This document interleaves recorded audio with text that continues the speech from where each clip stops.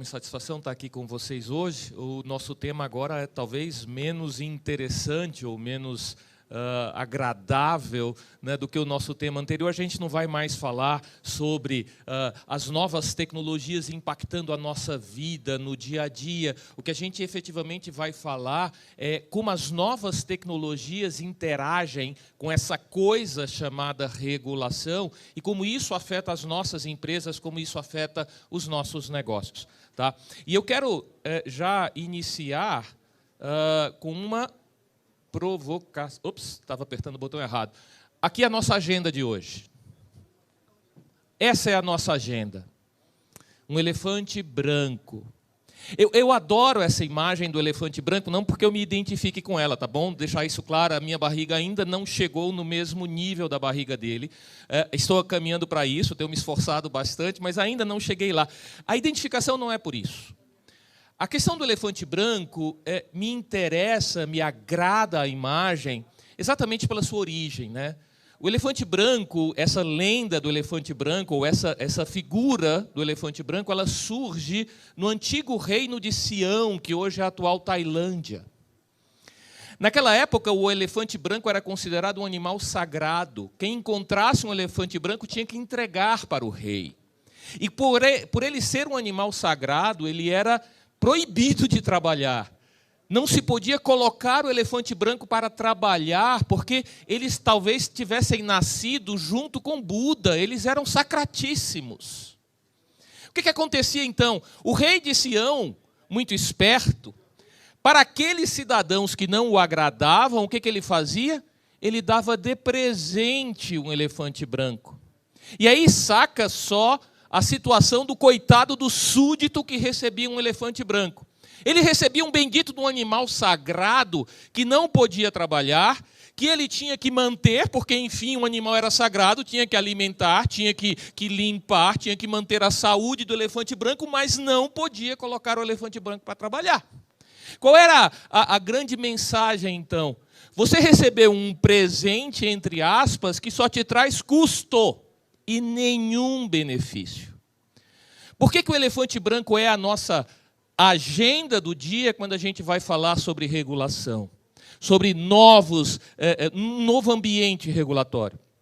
Porque, acima de tudo, é isso que a gente precisa evitar. A regulação não pode, não deve ser um elefante branco nas nossas empresas. A regulação tem que ser colocada para trabalhar em benefício da sociedade, sim, mas também em benefício daqueles que empreendem na sociedade. O elefante branco é exatamente aquilo que a gente quer evitar. Se a gente quer discutir impactos sobre o nosso dia a dia nas empresas, se a gente quer discutir efetivamente como me adaptar a esse novo ambiente regulatório, a primeira coisa que a gente tem que começar a discutir é como eu coloco a regulação para trabalhar a meu favor e não contra mim. Como eu transformo a regulação não num custo, mas numa oportunidade de começar a implementar coisas que são importantes para o meu desempenho na minha empresa. Muito bem, esse é o nosso desafio. Mas para que a gente comece a entender isso, a gente precisa começar a entender um pouco do contexto da regulação nesse novo ambiente. Esse último painel foi interessantíssimo, porque aqui a gente não discutiu só de agro, de ESG ou coisa parecida. A gente discutiu fundamentalmente de impacto da tecnologia. 2018, o BIS, o chamado Banco Central dos Bancos Centrais lá na Suíça, emitiu um documento interessantíssimo em que ele discutiu os impactos das fintechs sobre esse ambiente competitivo, sobre o novo sistema financeiro que se construía naquele momento. E o que ele diz nesse documento? Gente, eu tenho uma série de fatores que efetivamente estão confluindo para transformar a realidade. Eu tenho um fator geracional, eu tenho um fator tecnológico, o ritmo da inovação está aceleradíssimo, e eu tenho, acima de tudo, nessa confluência dos dois fatores, uma taxa de adesão a novas tecnologias que efetivamente muda a configuração do meu cliente. E o que o Banco Central dos Bancos Centrais falava lá em 2018? Incumbentes, vocês bancos, vocês empresas que já estão estabelecidos, tomem cuidado, porque o ritmo da transformação está tão acelerado que vocês também vão precisar se adaptar mais rapidamente, porque, na verdade, nós não estamos falando apenas de tecnologia. nós estamos falando de uma transformação no ambiente competitivo. E vocês, incumbentes, vocês, bancos, vocês, instituições financeiras tradicionais, ou se adaptam de forma rápida, ou ficam fora do jogo. O que o BIS esqueceu de comentar nesse relatório de 2018? Algo muitíssimo interessante, que não se tratava apenas de fator geracional, dos millennials, não se tratava apenas de uma questão de avanço tecnológico, mas também se tratava de algo que diz respeito à própria postura do regulador. E aqui vem um aspecto interessante. Eu já discuti isso num outro evento do ProScore, acho que foi 2020. Eu já apresentei essa árvore, a árvore das fintechs, que foi proposta num trabalho de uma outra entidade que também é ligada ao BIS, ao Banco Central dos Bancos Centrais, que é o Financial Stability Institute.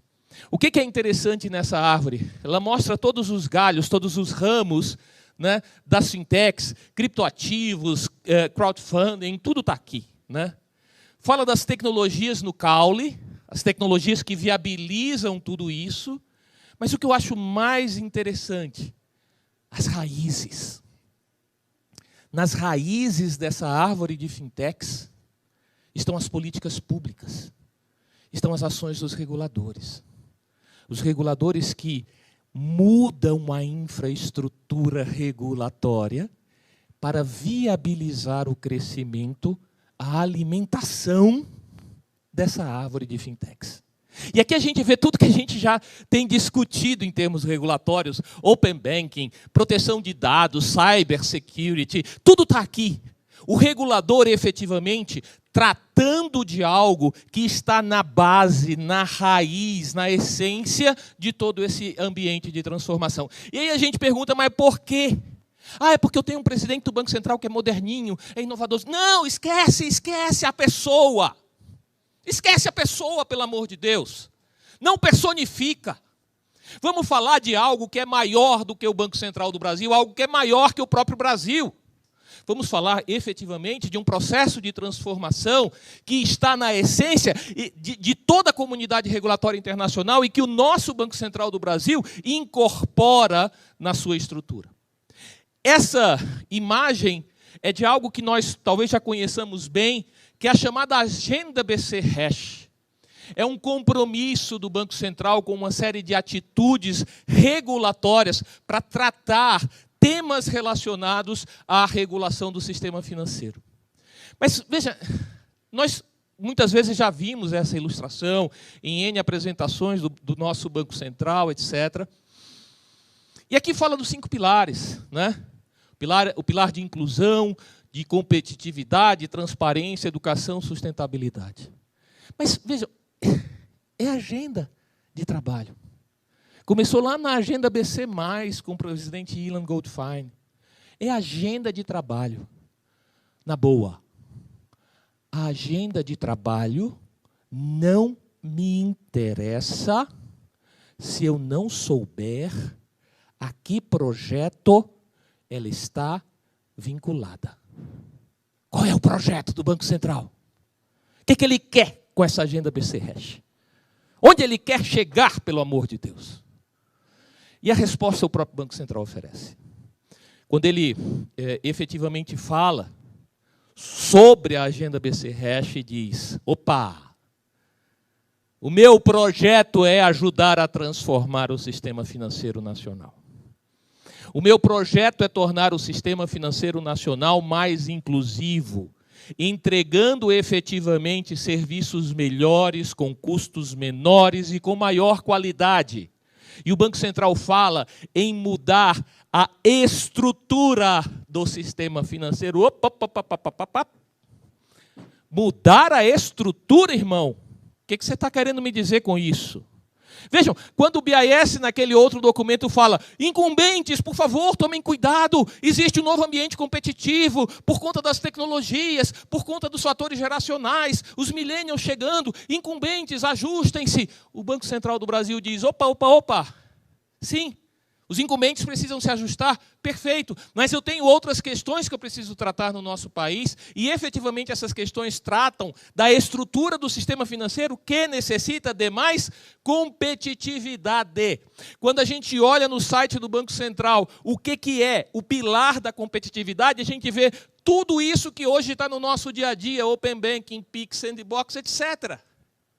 É o Banco Central que diz, gente, eu preciso sim preparar o sistema financeiro para um futuro mais tecnológico, mais inclusivo. Começam a perceber agora qual é o projeto por trás da agenda de trabalho chamada Agenda BC-RECH.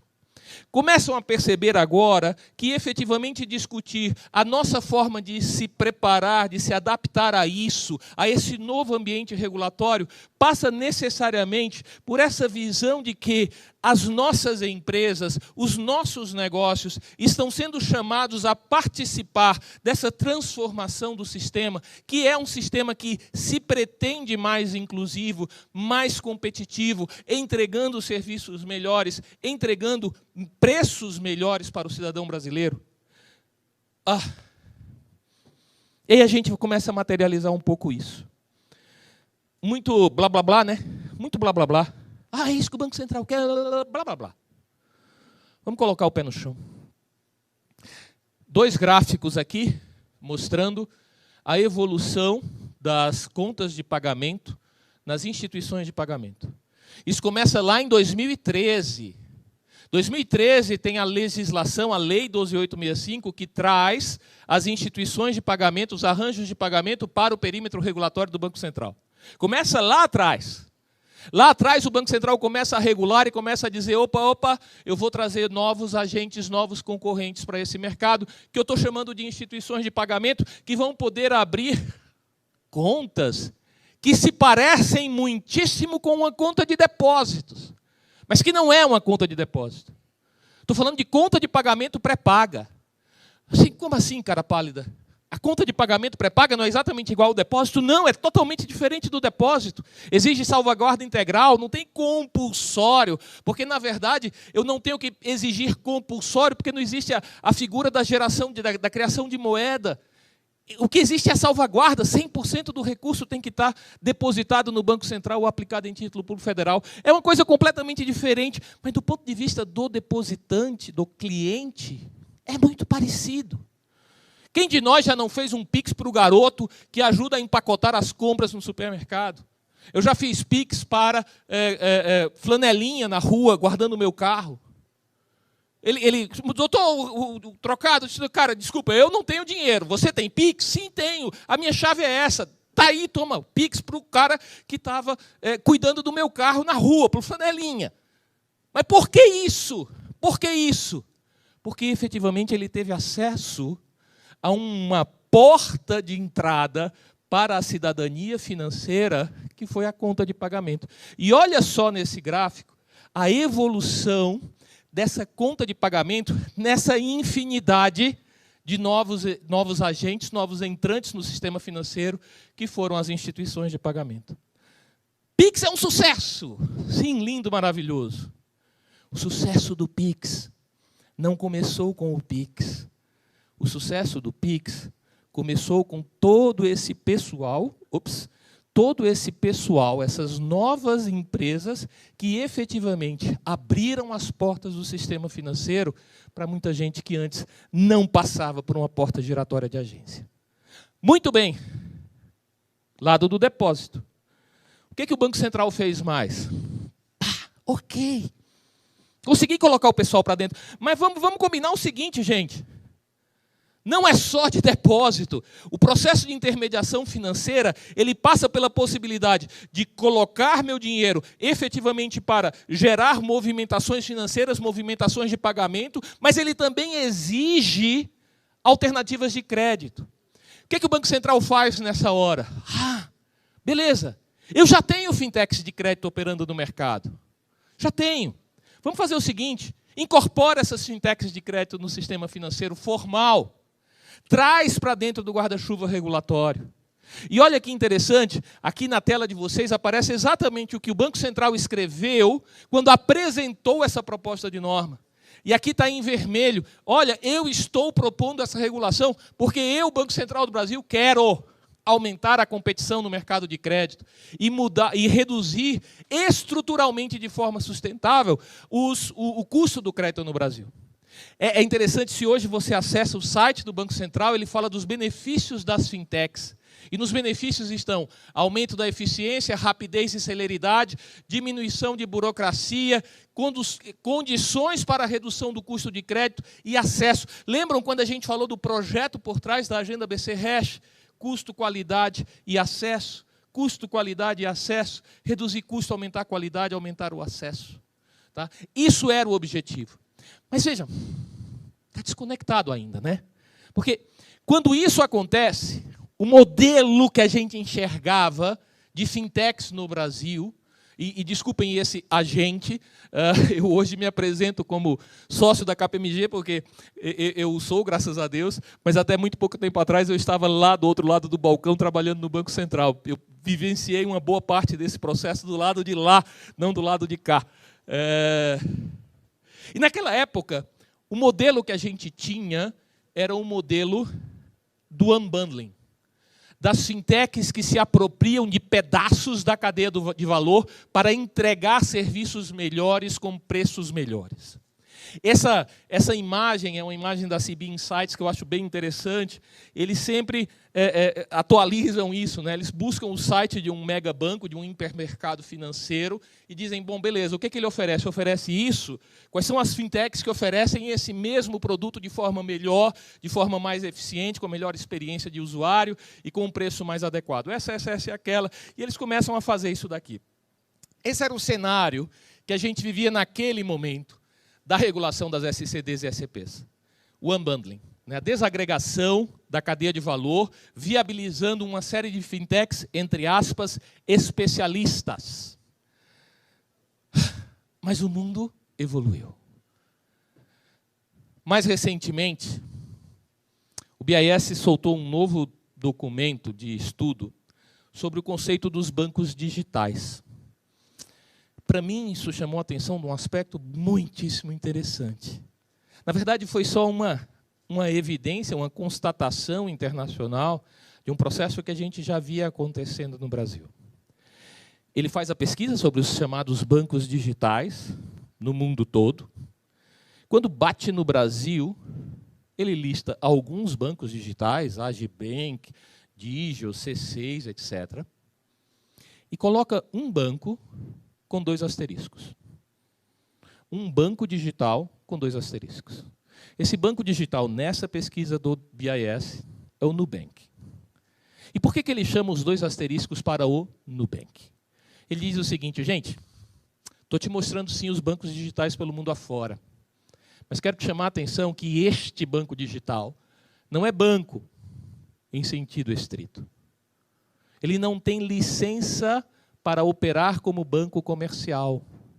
Ele é uma instituição de pagamentos que é gestora de conta de pagamentos pré-paga, é moedeiro eletrônico, e que também tem no seu conglomerado uma entidade financeira autorizada a oferecer crédito. Percebem? Eu começo a ter no Brasil a figura do banco digital, que é aquela instituição de pagamentos que oferece banking, ou serviços e produtos bancários, sem ter a licença específica para operar como banco. Eu também sou professor e, às vezes, em sala de aula, eu vejo reações até um pouco interessantes. O cara diz assim, como assim o Nubank não é banco? Eu tenho conta lá, eu sei que ele é banco. Eu disse, calma, cara. Ele te oferece produtos e serviços bancários, sim. E aqui eu não vou entrar no mérito de discutir o Nubank ou qualquer outra entidade financeira no Brasil, mas o que eu quero te dizer simplesmente é que, do ponto de vista formal, ele não tem a bendita da autorização específica para operar como banco comercial. Muito bem, mas o que isso significa? Banco Central, de novo. Vejam, como é que aconteceu a evolução desse processo? Estimula, faz crescer, e aqui um parênteses, né? Eu costumo dizer que o Banco Central só aderiu à sandbox regulatória muito recentemente. Antes, o Banco Central não trabalhava com o conceito de sandbox, que é aquela caixinha de areia onde você coloca as crianças para brincar. O que o Banco Central fazia era, gente, a praia é bem ali, vão lá e brinquem à vontade, do jeito que vocês quiserem. Se alguém morrer afogado, tudo bem, paciência, ninguém vai chorar suas pitangas, pode morrer afogado se quiser, mas brinque à vontade, se queime no sol, vá para a praia. Isso não é sandbox, é praia. É campo aberto. Isso foram as IPs. Isso foi a regulação de IPs ou a falta de regulação de IPs. O que foi 2013? Foi o Banco Central dizendo, sim, agora eu sou o regulador das IPs, mas eu só vou regular e só vou supervisionar quem for grande. Quem tiver uma volumetria acima de um determinado valor. Se você é pequena, vai brincar à vontade, irmão. Vai com Deus.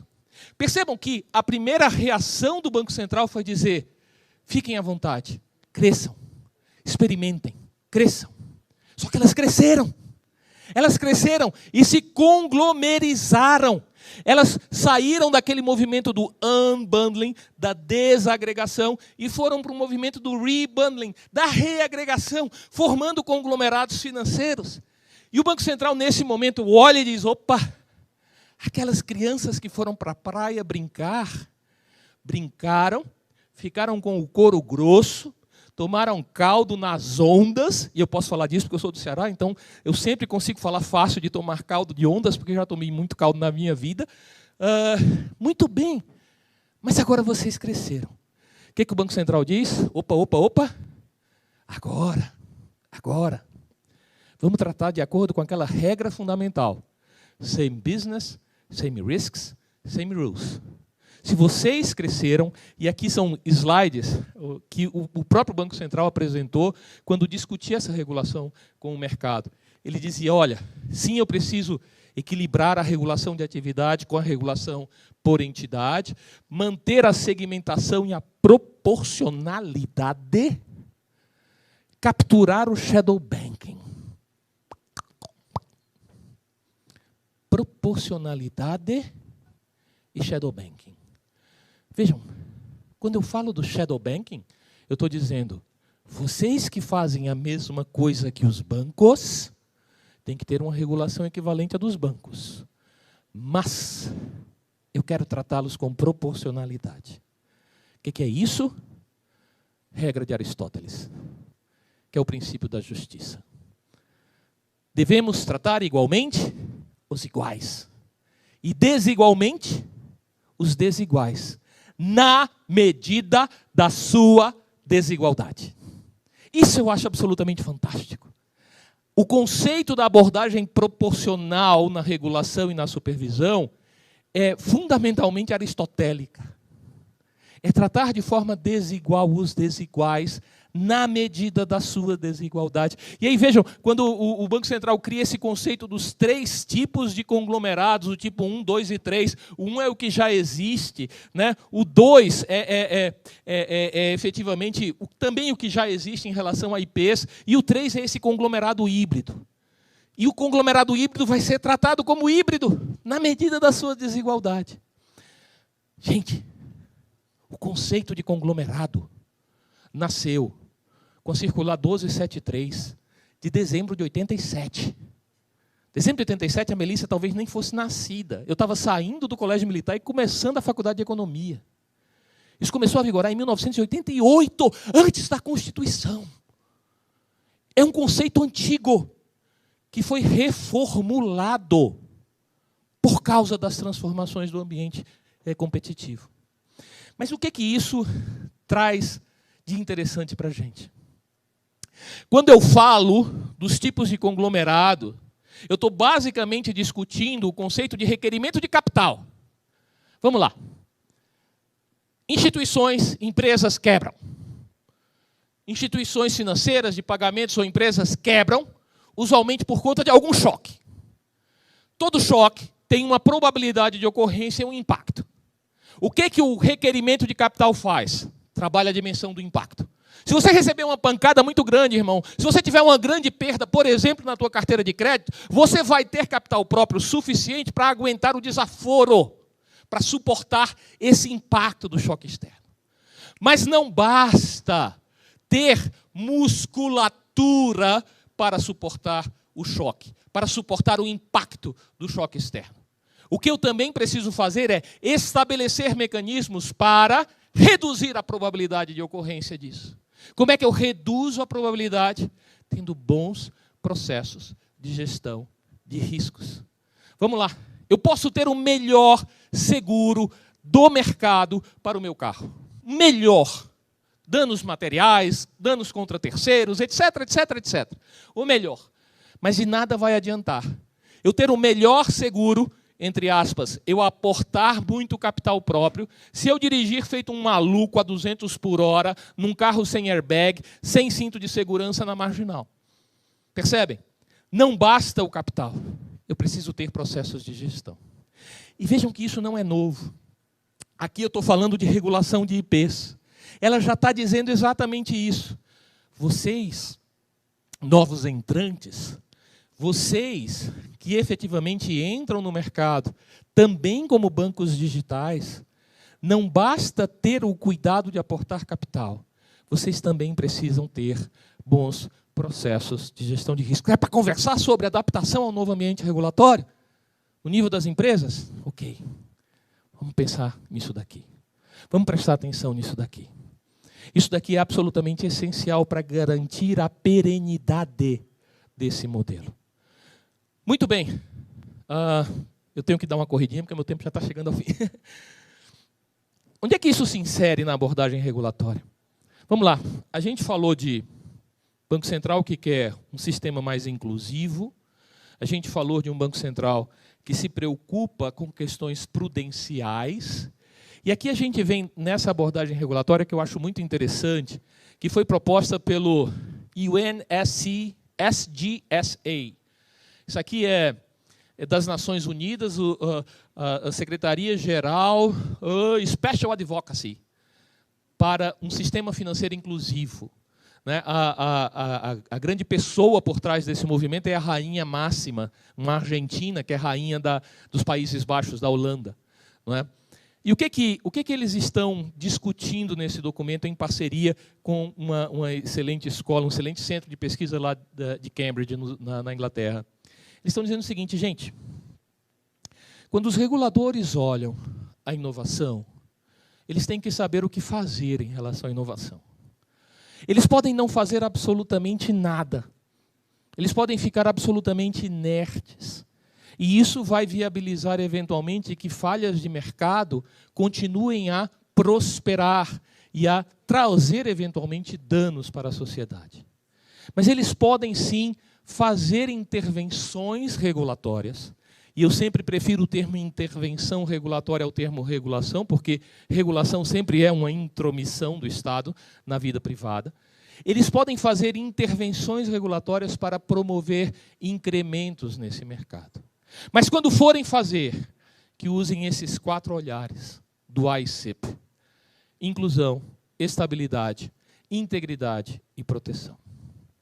Inclusão já discutimos. Estabilidade tem a ver exatamente com aporte de capital e bons processos de gestão de riscos. Proteção está junto nesse contexto de inclusão. É impressionante como o Banco Central do Brasil e os demais reguladores avançaram nesse tema da proteção do usuário, a ponto de você chegar na regulação do Open Banking, por exemplo, agora Open Finance, com manuais específicos sobre a experiência do cliente. Mas a gente também precisa falar de Financial Integrity, a integridade financeira, que é prevenção à lavagem de dinheiro, combate do financiamento ao terrorismo. Percebam, muitos novos entrantes, muitas empresas no mercado trazendo acesso, qualidade, etc. Permitir que esses novos entrantes sejam usados em benefício do crime. Opa, como assim, Fábio? Em benefício do crime? Porque falar de prevenção à lavagem de dinheiro é falar de uma diligência, de uma postura que, em última análise, tenta contribuir com a sociedade para cortar o oxigênio do criminoso. Eu sou um ferrenho defensor de bons processos de lavagem, de prevenção à lavagem de dinheiro, principalmente porque eu sou pai. Porque eu não quero entregar para os meus filhos um Brasil com corrupção, com tráfico de drogas, com tráfico de armas, com tráfico de pessoas, com crimes biológicos, etc, etc, etc. Não quero. Financial integrity, integridade financeira, prevenção à lavagem de dinheiro, combate do financiamento ao terrorismo, proliferação de armas. É isso que a gente quer. E agora perceba, como me adaptar? Ter esses 4 olhares do regulador em mente. Eu preciso sim cuidar da inclusão, ótimo. Preciso sim fazer a minha parte para reduzir impacto e probabilidade de crises financeiras, maravilhoso, isso é estabilidade, gestão de riscos e capital. Preciso fazer minha parte sim para tratar bem o meu cliente, perfeito, mas eu também preciso ter o máximo de cuidado para não ser usado para viabilizar a boa vida de criminosos. Bom, para fechar esse ciclo, o último Global Financial Index do Banco Mundial, 2021, publicado recentemente, ele traz algumas considerações muito interessantes sobre o Brasil. Ele fala o seguinte: o Brasil está num grupo muito seleto de países que tem tido uma inclusão financeira de 2 dígitos nos últimos anos. 2 dígitos. A gente está conseguindo neste país coisa que pouca gente no mundo tem conseguido. A gente tem conseguido entregar cidadania financeira para o cidadão brasileiro. Crescimento de 2 dígitos. Como é que a gente verifica isso? Primeiro, vamos olhar pós-pandemia. Vamos olhar pós-pandemia e a gente vê o seguinte, olha, quando eu vou para esse gráfico do lado direito da tela, nós somos um dos países do mundo que mais eficientemente lidou com a questão da transferência de recursos do Estado para o cidadão. Nós não somos como outros países por aí afora que mandam cheques no endereço das pessoas, tá? Cheque em papel. Nós não somos como esses outros países, né? A gente efetivamente faz esse processo de inclusão financeira também para transferências de recursos. Consequência, nós também somos um dos países do mundo que mais utiliza o mobile e a internet para transferência de valores. O que isso significa, gente? Significa que essa estratégia, esse projeto que o Banco Central introduziu através da agenda BC Hash tem dado resultados. Mas vejam, tem dado resultados, mas muita coisa ainda está por vir. Aqui eu faço um recorte de uma apresentação recente do presidente do Banco Central, Roberto Campos Neto, em que ele fala do futuro. E ele pergunta qual é o verdadeiro debate. Ele diz, gente, o verdadeiro debate é tudo muda a cada dia. O verdadeiro debate é a economia que nós conhecemos hoje está em processo de transformação profunda e acelerada. Estamos num processo de tokenização da economia. Não adianta ficar simplesmente dizendo, não, eu não opero com criptomoedas. Esqueça isso. Esqueça isso. A economia está se tokenizando a passos largos. E a ideia do Banco Central é, inclusive, tokenizar o dinheiro. Porque o dinheiro tokenizado vai trazer eficiência de pagamentos, de liquidações financeiras nesse mundo da economia tokenizada. E aí a questão é, como adaptar? Gente, mais do que nunca, a gente tem que lembrar do conceito de VUCA, né, da volatilidade, da incerteza, e eu vou parar só no VU. Volatilidade e incerteza. Esse é o mundo que a gente está vivendo mesmo. E esse é o mundo com o qual a regulação tem que lidar. O que isso significa, no final das contas? Uma regulação cada vez mais principiológica, menos prescritiva, mais agnóstica em termos de tecnologia e, efetivamente, volátil. Ou seja, ela pode mudar a cada dia. Como adaptar? Adaptar-se a essa realidade de que tudo muda e muda muito rapidamente. Minhas considerações finais. Em primeiríssimo lugar, sim, temos um desafio competitivo importantíssimo. E, fundamentalmente, isso exige de nós eficiência e credibilidade. Credibilidade por quê? Gente, de novo, Na minha vida pregressa, eu já fui supervisor de cooperativas de crédito. E eu falava muito para as cooperativas de crédito, gente, um banco quebra e aquele banco tem problema. Uma cooperativa quebra e o sistema cooperativo tem problema. Uma cooperativa quebra e aquelas empresas do ecossistema cooperativo começam a ficar com um grande ponto de interrogação. Essa é a mensagem que eu sempre passo, discuti também com o pessoal da BSCM, da Sociedade de Crédito ao Microempreendedor, exatamente na mesma linha. Cuidado. Eficiência, sim, com credibilidade, garantindo a confiança do teu usuário na tua solidez e na tua capacidade de gerir riscos. Conexões e interconexões. Essa semana eu discutia com os colegas de um banco brasileiro sobre o conceito da resiliência operacional. E é impressionante, falar de resiliência operacional é falar cada vez menos da firma, da entidade, do plano de continuidade de negócios da sua empresa, da sua instituição financeira. Falar de resiliência operacional é cada vez mais falar desse mundo e desse sistema absolutamente interconectado e interdependente. É lindo falar em cloud. Cloud está na norma que fala sobre segurança cibernética, claro, porque pode te trazer mais segurança. Mas não nos esqueçamos, eu estou falando de provedores de serviços que se tornam sistemicamente importantes e que cuja falha podem prejudicar. Antes da gente começar, a gente discutiu o próprio Banco Central como ponto único de falha. Vejam a responsabilidade do Banco Central. São os instituidores, os reguladores, os operadores do sistema de pagamentos instantâneos, o SPI. É a base do Pix. Ah, tudo bem, a Record foi invadida e foi sequestrada, etc, etc. Isso pode acontecer com o Banco Central do Brasil? Aconteceu com o JP Morgan, né?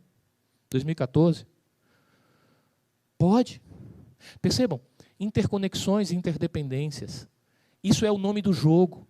O nome do jogo num contexto de Open Finance, Open Data Economy. É Open. São comunicações por API. API mal configurada. Dá em quê? Dá em quê? Eficiência e credibilidade. Passa por gestão de riscos. E gestão de riscos envolve principalmente, primariamente, a identificação de onde está o risco. Terceiro ponto do desafio competitivo, adaptabilidade. Gente, uma coisa que eu aprendi a discutir foi, na atualidade, o planejamento estratégico é uma das coisas mais desafiadoras que eu vejo nas organizações hoje em dia, porque o planejamento estratégico, há muitos anos atrás, ele dizia que negócios eu vou fazer nos próximos anos.